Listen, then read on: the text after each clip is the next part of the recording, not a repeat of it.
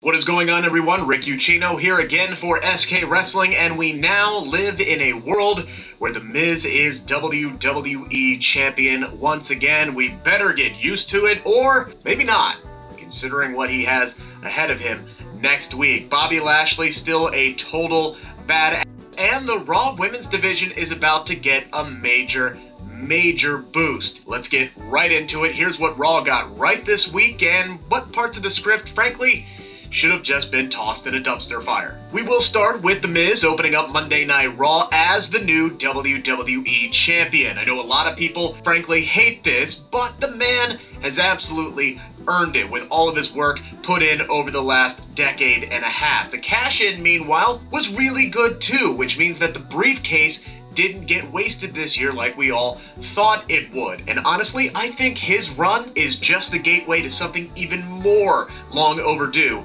than Mike Mizanin getting his moment in the sun once again. And that is Bobby Lashley becoming the WWE Champion. It did not take long at all for Lashley and MVP to confirm the suspicions of many that he was promised the first crack at that WWE Championship in exchange for taking out Drew McIntyre at Elimination Chamber, allowing The Miz to cash in. The Miz, true to form, tried to back out at the last minute, but was backed into a corner instead when he was threatened with a trip to the emergency room. Now, Miz versus Lashley, perfect setup, perfect booking, stop right there. Nope. Because here comes Braun! And for some reason, Shane!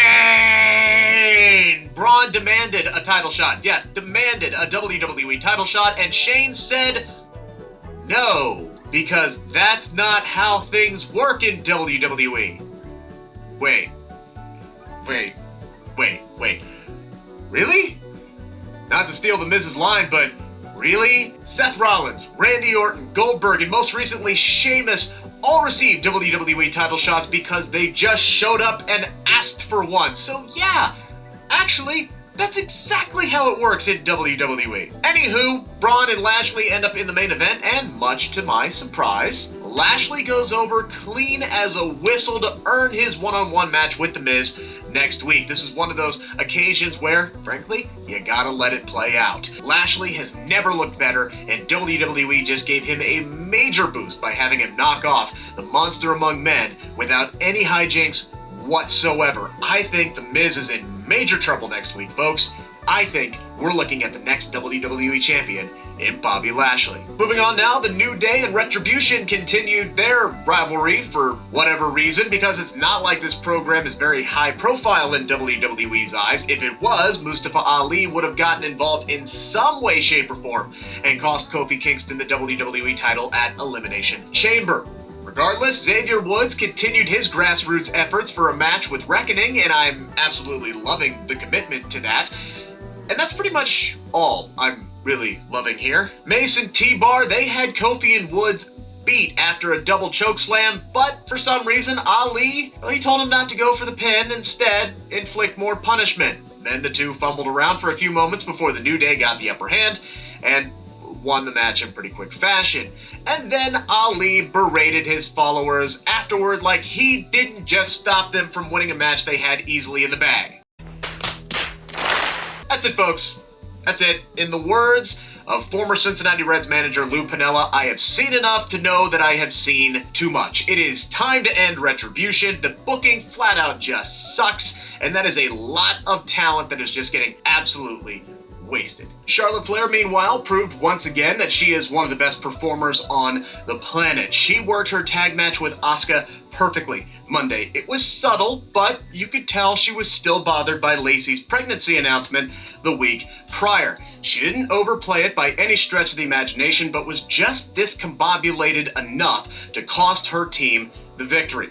Then she later confronted her dad. And Rick seemed to close the Lacey chapter in his life, basically confirming that the baby was not his. Thank God. And he also kind of explained the whole Lacey situation, or tried to anyway, just saying that he was trying to coach her up to expand the Flair brand because he saw potential in her. Charlotte, meanwhile, came back with the absolutely vicious retort that he sees potential in a lot of blondes and that he should frankly just go home. Yeah, hi, police? Yeah, hi, yeah. I'd like to report a murder.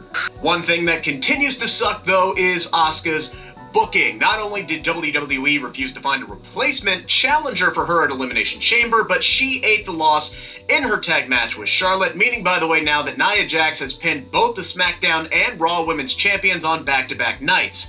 Not exactly the best look for them, 6 weeks plus out now from WrestleMania. And honestly, the Raw Women's division as a whole, though, is just so... I can't even think of a word. It's just And it's honestly, it's a shame because there's just a lot of talent there. They need something. They need a spark. They need Rhea Ripley.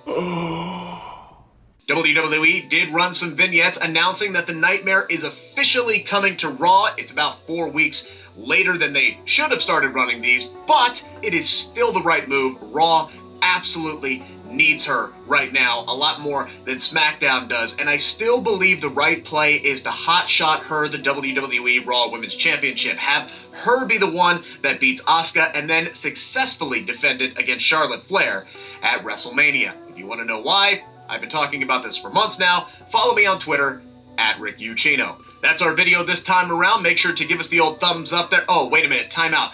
What the hell did Randy Orton vomit up on Monday? I mean, seriously, dude looked like Danny DeVito at the end of Batman Returns.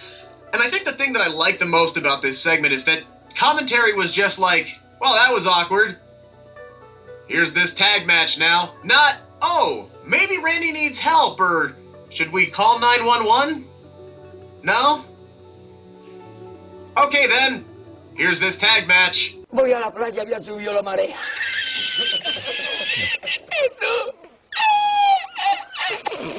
To be fair, though, Randy Orton has been walking around for weeks now saying that he burned a man alive and has yet to be brought up on charges, so yeah, I guess we're all supposed to just kind of go with the flow on this one. And that is our video this time around. Make sure to give us the old thumbs up there. Also, subscribe to the SK Wrestling YouTube channel for more content like this, plus exclusive interviews. I have a ton up there right now, and so much more.